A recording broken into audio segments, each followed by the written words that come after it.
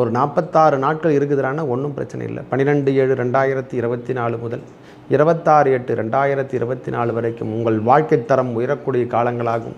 பிரச்சனையிலிருந்து நாம் விடுபடக்கூடிய காலங்களாகும். ஜென்ம ராகு நடந்துகிட்ருக்கு, நான் இல்லைன்னு சொல்லலை. விரயச்சனி என்பதை விட நாம் ஜென்ம ராகுவை வேணால் குறிப்பிடலாம். எனக்கு தெரிஞ்ச வரைக்கும் அந்த ஜென்ம ராகு என்பது ரொம்ப முக்கியமானது தான்.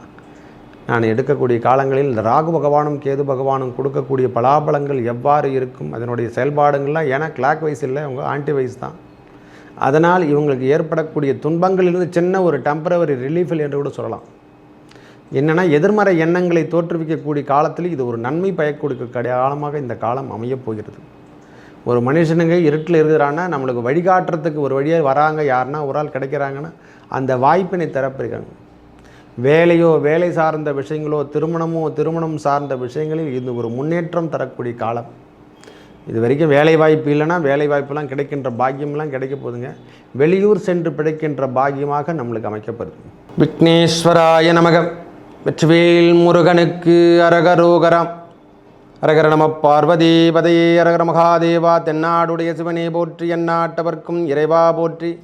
உருவாய் அருவாய் உலதாய் இலதாய் மறுவாய் மலராய் மணியாய் ஒளியாய் கருவாய் உயிராய் கதியாய் விதியாய் குருவாய் வருவாய் அருள்வாய் குகனே. வெற்றிவேல் முருகனுக்கு அரகரோகரம். உங்கள் அபிமான அனந்தலை வாழ் ஜோதிடர் வேலாயுதத்தின் நன்றி கலந்த வணக்கத்தை தெரிவித்துக் கொண்டு இந்த பதிவினை காண இருப்பது, ரிஷபத்தில் இடம்பெயரும் செவ்வாய் குருவோடு சேர்ந்து குரு மங்கள யோகம் பெற்று ஒவ்வொரு ராசிக்கு எவ்வாறு பலாபலங்களை வழங்குவார் என்று பார்ப்போம் வாருங்கள். எனது அன்புள்ளம் கொண்ட மீனராசி நேயர்களே, ஐயா இந்த குரு மங்கள யோகம் நம்மளுக்கு 2ஆம் அதிபதியான குரு பகவான் நம்ம ராசிநாதனோடு சேர்ந்து 3ஆம் இடம் என்று சொல்லக்கூடிய கம்யூனிகேஷன், திருமணம் சார்ந்த விஷயங்களில் இது முன்னெடுக்கக்கூடிய காலம் சுவாமி. திடீர் திருமண யோகம் கோச்சார ரீதியாகவும் ஏற்படும். தயவு செய்து சொல்கிறேன், எல்லாமே தசாபுத்தியில் மட்டும் இல்லை, கோச்சார ரீதியாகவும் திருமண வாய்ப்புகள் நாம் கிரகங்கள் சேர்க்கும் போது நம்மளுக்கு அந்த அமைப்பெல்லாம் ஏற்படுத்தி தரும். நல்ல முன்னேற்றமும் கொடுக்கும். முதல்ல ஒரு மனுஷனுக்கு கம்யூனிகேஷன் இல்லையா, அந்த கம்யூனிகேஷன் கிடைக்கின்ற நாட்களாக மீனராசிக்கு இந்த காலம் வருகின்றது. கோச்சார ரீதியாகவும் கிடைக்கும். 46 நாட்கள் ஒரு டெம்பரவரியாக கிடைக்குதுறான்னா கண்டிப்பாக ஏற்று தான் ஆகணும். நல்ல அமைப்பு இருக்குது. 9ஆம் இடம் என்று சொல்லக்கூடிய பூர்வ புண்ணியம் பாகிஸ்தானத்தில் வலுக்குது. அந்த 3ஆம் இடத்தில் இருக்கக்கூடிய கிரகங்களுடைய தன்மையின் 9ஆம் இடத்தை பார்க்கும்போது பூர்வ புண்ணியம் பாக்கியத்தானம் வலுத்தாவே போதுமானது. ஒரு நாள் வலுத்துட்டாவே நம்ம எங்கேயோ லெவலில் போயிடுவோம். ஒரு 46 நாட்கள் இருக்குதுறான்னா ஒன்றும் பிரச்சனை இல்லை. 12/7/2024 முதல் 26/8/2024 வரைக்கும் உங்கள் வாழ்க்கை தரம் உயரக்கூடிய காலங்களாகும். பிரச்சனையிலிருந்து நாம் விடுபடக்கூடிய காலங்களாகும். ஜென்ம ராகு நடந்துகிட்ருக்கு, நான் இல்லைன்னு சொல்லலை. விரயச்சனி என்பதை விட நாம் ஜென்ம ராகுவை வேணால் குறிப்பிடலாம். எனக்கு தெரிஞ்ச வரைக்கும் அந்த ஜென்ம ராகு என்பது ரொம்ப முக்கியமானது தான். நான் எடுக்கக்கூடிய காலங்களில் இந்த ராகு பகவானும் கேது பகவானும் கொடுக்கக்கூடிய பலாபலங்கள் எவ்வாறு இருக்கும், அதனுடைய செயல்பாடுகள்லாம் ஏன்னா கிளாக் வைஸ் இல்லை, அவங்க ஆன்டி வைஸ் தான். அதனால் இவங்களுக்கு ஏற்படக்கூடிய துன்பங்களிலிருந்து சின்ன ஒரு டெம்பரவரி ரிலீஃபில் என்று கூட சொல்லலாம். என்னென்னா எதிர்மறை எண்ணங்களை தோற்றுவிக்கக்கூடிய காலத்தில் இது ஒரு நன்மை பயக்கூடிய காலமாக இந்த காலம் அமையப் போகிறது. ஒரு மனுஷனுங்க இருட்டில் இருக்கிறான்னா நம்மளுக்கு வழிகாட்டுறதுக்கு ஒரு வழியாக வராங்க, யாருன்னா ஒரு ஆள் கிடைக்கிறாங்கன்னா அந்த வாய்ப்பினை திறப்பிருக்காங்க. வேலையோ வேலை சார்ந்த விஷயங்களோ திருமணம் சார்ந்த விஷயங்களில் இது ஒரு முன்னேற்றம் தரக்கூடிய காலம். இது வரைக்கும் வேலை வாய்ப்பு இல்லைன்னா வேலை வாய்ப்புலாம் கிடைக்கின்ற பாக்கியம்லாம் கிடைக்க போதுங்க. வெளியூர் சென்று பிழைக்கின்ற பாக்கியமாக நம்மளுக்கு அமைக்கப்படுது. வெளியூரோ வெளிநாடோ என்று சொல்கிற மாதிரி இந்த மீனராசிக்கு இது ஒரு ஏற்புடைய காலங்கள். ஒரே வார்த்தை சொல்ல போனால் இந்த காலத்தை தான் பயன்படுத்திக்கிறாங்க எல்லாருமே. இந்த கால சக்கரத்தை பயன்படுத்தி கொண்டு முன்னுக்கு வந்துடுறாங்க. இந்த முறை நம்மளுக்கு மீனராசிக்காரங்க முன்னேற்ற பாதையாக கண்டிப்பாக முன்னும் இந்த குருமங்கள யோகத்தால் பெரிய லெவலில் வரப்போகிறதுக்கு பாக்கியம் என்று தான் சொல்லுவேன். நம்ம வேலையோ வேலை சார்ந்த அமைச்சோ இல்லைல்லாம் ஷிஃப்டிங் பண்ணக்கூடிய தன்மையாக இருக்க போகுது. வெளியூர் ட்ரான்ஸ்ஃபர் என்று சொல்கிறோம் இல்லை, அந்த ட்ரான்ஸ்ஃபர் பண்ணக்கூடிய காலங்களாகவும் நம்மளுக்கு முன்னெடுக்கக்கூடிய காலங்களாகவும் நம்ம வழித்துணையோ வாழ்க்கை துணை என்று சொல்கிற மாதிரி எல்லாமே இனிமேல் முன்னேற்றம் தான். இனிமேல் பின்தங்கி போகணும் அவசியமே இல்லை, பயப்படுற அவசியமும் இல்லை. ஒரே வார்த்தை சொல்லப்போனால் இனிமேல் பயப்படுற அவசியம் இல்லை. நல்ல அமைப்புகளோட கிரகங்கள் அமர்ந்திருப்பதால் இனிமேல் வாழ்க்கை தரம் உயருமா? கண்டிப்பாக உயரும். சனி பகவான் மட்டுமே எல்லாமே 7.5 சனி கண்டு பஞ்சம்னு அவசியமே இல்லை சுவாமி. நாம் ஏதேனும் தவறு செய்திருந்தால்தான் நாம் 7.5 சனி காலத்தில் நாம் தண்டிக்கப்படுவோம். இல்லை என்றால் நாம் அவரே பெரிய உயர்வான நிலைமைக்கு எடுத்து செல்லக்கூடிய காலங்களாக அமையும். வீடு கட்டக்கூடிய பாக்கியமும் இந்த முறை ஏற்படக்கூடிய காலங்களாக அமையப் போகிறது மீனராசி. ஐயா நிலபுலம் சேர்க்கையாக இருக்கட்டும், எதுவாக இருப்பினும் சொந்தங்கள் பாராட்டும் வண்ணம் இருக்கக்கூடிய காலங்களாக இது அமையும். முதல்ல திருமணம் சார்ந்த விஷயத்துக்கு இது உகந்த காலம் என்று தான் சொல்லும். ஒரே வார்த்தை சொல்லப்போனால் இந்த முறை திருமணம் சார்ந்த விஷயத்தில் உகந்த காலங்களாக அமையப்பெற்று ஒரு நல்லது நடக்குதுறான்னா அதுதான் முக்கியம். நீ சொத்து சேர்த்து வச்செல்லாம் கேட்க மாட்டான். கல்யாணம் ஆயிடுச்சா, குழந்தை குட்டி இருக்குதா, இந்த பாக்கியத்தை தான் கேட்பாங்க. நீ எத்தனை கோடி சொத்து வச்சுன்னு சொல்லிட்டு யாரும் கேட்க மாட்டான். கல்யாணம் ஆயிடுச்சாப்பா, ரைட் ரைட், நல்லா சந்தோஷமாக இருக்கு. குழந்தை குட்டிலாம் இருக்குதா, ரைட் சந்தோஷமாக இருக்குப்பா, அது போதும்பா அப்படின்ற ஒரு சொல்லு மட்டும்தான் கிடைக்கும். நோய் நொடிகள் இல்லாமல் நல்லா இருக்குமா, அதுவே தேவையான அளவுக்கு இன்பம். நம்ம கணவன் மனைவிக்குள் கருத்து வேறுபாடும் இல்லாமல் கூட குடித்தா கூட நமக்கு நிம்மதியாக இருக்கணும். ஒரு மனிதன் எவ்வளோ சம்பாதிச்சாலும் கீழ்மட்டத்தில் இருந்தால் கூட கணவன் மனைவிக்குள் பார்ட்னர்ஷிப் என்று சொல்கிறோம் இல்லை, 2ஆம் அதிபதி அவங்க தான், 7ஆம் அதிபதி அவங்க தான். 7ம் 8ம் 2ம் என்பது நம்மளோட குடும்பம் சார்ந்த விஷயங்கள் எல்லாமே முன்னெடுக்குது. அந்த 2ஆம் அதிபதி என்று சொல்லக்கூடிய செவ்வாயும் நம்ம ராசிநாதனும் ஒன்றிணைந்து நம் வாழ்க்கை தரத்தை உயர்த்தி காட்ட வேண்டும் என்று சொல்லக்கூடிய அளவுக்கு 3ஆம் இடத்துல மங்கள யோகம் பெற்று இனிமேல் நம் வாழ்க்கையில் நாம் எல்லாம் ஒன்றாக சேர்ந்து செயல்படலாம். தவறான விஷயத்தை நாம் முன்னெடுத்தோம், நாம் இன்னும் சொல்கிறதுக்கு ஆள் இல்லை என்பதை நாம் குறிப்பிட்டு நம்ம கால நேரம் தான் சரியில்லாமல் போயிடுச்சு. இனிமேல் அந்த தொந்தரவுலேருந்து நாம் விலகி தான் ஆகணும்.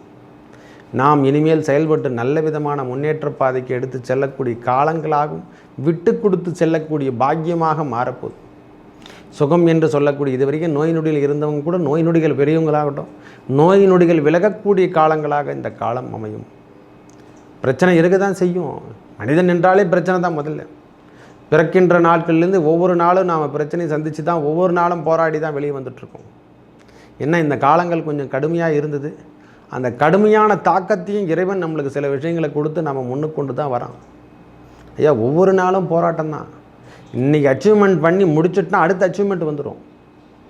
ஒரு வேலையை முடிச்சுட்டோன்னா அடுத்த கட்ட நடவடிக்கையை நாம் நிலம் வாங்கிட்டோன்னா நிலம் வாங்கிட்டு சும்மாலாம் இருக்க மாட்டோம்.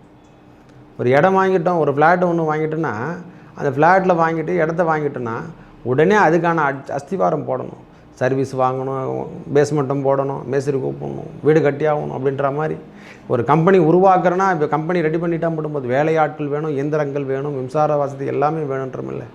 வாழ்க்கை தரத்தில் ஒரு படி குறைந்த மட்டும் அச்சீவ்மெண்ட் பண்ணும்போது அடுத்த கடைபிடியாக கல்வி சார்ந்த கல்வி, குழந்தையிலேருந்து குழந்தை பருவத்திலேருந்து கல்வி சார்ந்த விஷயத்துலேருந்து அப்புறம் வேலை வாய்ப்பு அப்புறம் திருமணத்துக்கு அப்புறம் குடும்ப தலைவன், அப்புறம் இந்த குழந்தைகளுக்கு நம்ம திருமணத்தை பண்ணி வைக்கிறது.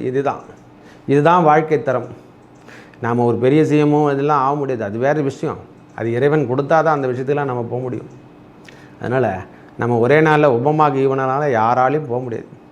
இறைவன் கொடுத்த வரப்பிரசாதம் நாம் வாழ்கின்ற காலங்கள் இன்பமயமான காலங்களாக நம்ம ஒவ்வொரு நாளும் எடுக்கிறாங்க. ஸ்கெட்சு போட்டு நாமளே இன்பத்தையும் துன்பத்தையும் நாம் தான் வர வச்சுக்கிறோம். தேவையில்லாத விஷயங்களுக்கு ஈடுபடுவதை தவிர்த்து கொண்டாலே போதுமானது. லௌகிக வாழ்க்கையில் நாம் ஈடுபடாமல் இறைவன் நாமத்தை சொல்லிக்கொண்டும் இறைப்பணி என்று சொல்லக்கூடிய இல்லாதவருக்கு உதவி செய்கிறது. ஏன்னா அந்தளவுக்கு செல்வத்தை கொடுக்க போகிறான். அப்படி கொடுக்கும்போது அந்த பாக்கியத்தை பெறமுறையில் அந்த பாக்கியத்தால் இல்லாதவருக்கு நாம் உதவி செய்து நம்ம புண்ணியத்தை தேடித்து கொண்டு நம்ம இதெல்லாம் கண்டக்ட் பண்ணுவாங்க. இந்த நவ கிரகங்களில் இந்த ராகுவும் கேதுவும் அதெல்லாம் ஆக்டெக்ட் பண்ணுவாங்க. இவங்கெல்லாம் சொல்லிகிட்டு இருக்காங்க சில விஷயங்களில். அந்த ராகுவும் கேதுவும் நமக்கு மறைகொண்டு பார்த்து, அதாவது கோள்களிலே தெரியாது, அது நிழல் கிரகம் அல்லவா, இருள் சூழ்ந்த கிரகமாக மாறி நம்மளை கொன்று விடுவார்கள். அவையெல்லாம் மாறாமல் இருக்குது. இந்த ராகு பகவான் இப்போது நம்ம ராசியில் நடந்துட்டுருக்கார். 7ஆம் இடத்துல கேது பகவான் இருக்கார். சுபருடைய பார்வையும் பெற்றிருக்காங்க. நான் இல்லைன்னே சொல்லலை. இந்த முறை மீனம் என்று சொல்லக்கூடிய அந்த மீனராசிகாரங்களுக்கு ராசிநாதனும் 2ஆம் அதிபதி என்று சொல்லக்கூடியவரும் அவர் தான். அதுவும் இல்லாமல் நம்மளுக்கு 9ஆம் அதிபதியும் அவர் தான். அதனால் அந்த பாக்கியங்கள் எல்லாம் வலுத்து 9ஆம் இடத்தை நேரடியாக அவருடைய ராசியை அவரே பார்த்து உங்களுடைய பிரச்சனைகளிலிருந்து தீர்க்கக்கூடிய காலங்களாகவும் தொழிலில் ஏற்பட்டு வந்த பிரச்சனைகள் விலகக்கூடிய காலங்களாகவும் இந்த முன்னெடுக்க போகிறாங்க.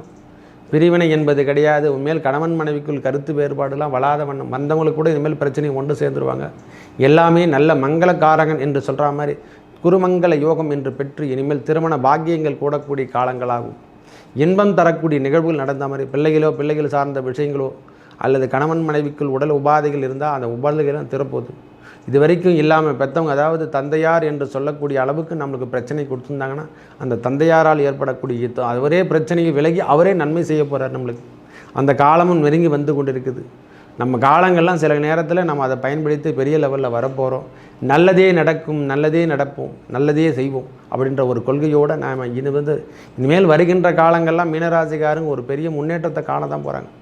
7.5 சனி என்று சொல்லக்கூடிய விரயச்சனியாக இருக்கப்பெற்றாலும் எல்லாமே அதிலே எல்லாம் கெடுதலாக நடைபெறாது. முதல்ல அதை தெரிஞ்சுக்கணும். ஏன்னா எல்லாருமே அதை சொல்லி தான் பயமுறுத்துறாங்க. அதெல்லாம் தவறான விஷயம். எதையும் நன்னெடுத்து எடுத்துக்கொண்டால் நன்மையே நடைபெறுமா. சதாஸ்து என்ற வார்த்தைக்கு அர்த்தமே தேவர்கள் நாம் எப்பொழுது எதை கேட்கிறோமோ அதையே கொடுப்பாங்க. ஐயா உங்களுக்கு நல்லது வேணுமா, நல்லது கொடுக்கறதுக்கு அவங்க ரெடி. நாம ஏன் தீது கேட்க போகிறோம்? தவறான விஷயத்தை நாம ஏன் எடுக்க போகிறோம்? நடந்தால் அது நடக்கட்டும், குறைவாக நடக்க போகுது, அவ்வளோதான், வேறு ஒன்றும் இல்லை.